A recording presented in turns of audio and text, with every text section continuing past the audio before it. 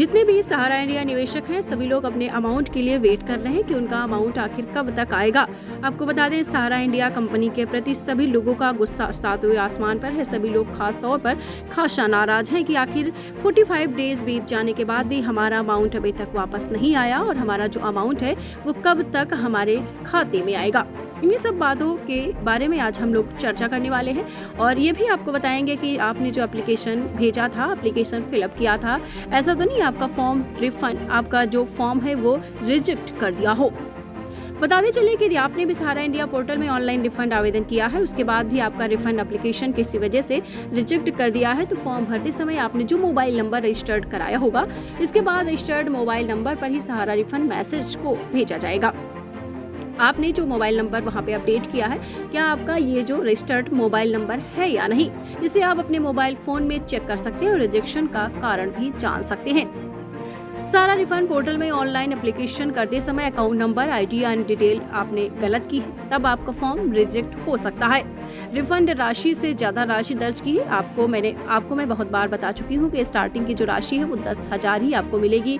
अगर आपने 10,000 से ज्यादा राशि अंकित कर दी हो, गलत हस्ताक्षर एवं फोटो आपने रॉन्ग साइन किए हो, आपकी फोटो भी गलत हो और जो प्रपत्र है वो भी गलत आपने अपलोड किया है, अमान्य दस्तावेज को अपलोड करना, या अमान्य कहने का मतलब आपने गलत दस्तावेज या गलत डॉक्यूमेंट वहां पर सबमिट किए हैं, अगर आपने ये किया है तो आपका फॉर्म रिजेक्ट हो जाएगा। आपको ये भी बताते चलें कि लगातार सहारा इंडिया के जितने भी अकाउंट होल्डर हैं अपने पैसे आने का वेट कर रहे हैं और ऐसा नहीं कि किसी के अमाउंट नहीं आए हैं, कुछ लोगों का अमाउंट आया भी है। आपको बताते चलें, ज़्यादातर लोगों का अमाउंट उनके खाते पर नहीं आया है, तो लोग ये बेसब्री से वेट कर रहे हैं कि हमारा अमाउंट हमारे खाते पर कब आएगा और हमारा फॉर्म ऐसा तो नहीं रिजेक्ट हो गया है। तो जितनी चीज़ें मैंने आपको बताई हैं, अगर आपने ये चीज़ें गलत तरीके से अंकित की होंगी, गलत तरीके से आपने फॉर्म अपलोड किया होगा, तो आपका जो अमाउंट है वो आपका फॉर्म रिजेक्ट हो सकता है। आपके अमाउंट आने में थोड़ी सी डिले हो सकती है, थोड़ी सी आपको उसमें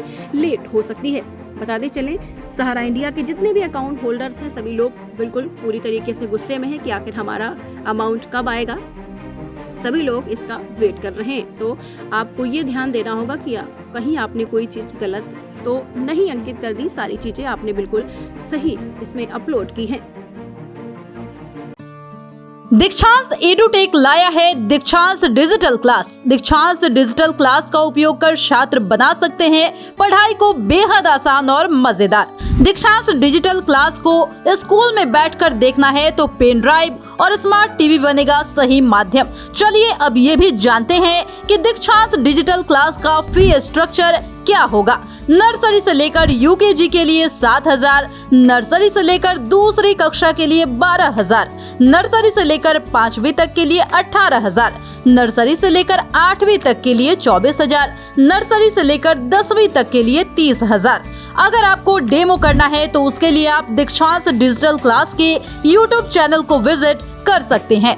हमारे YouTube चैनल को सब्सक्राइब और Facebook पेज को लाइक करना ना भूलें। धन्यवाद।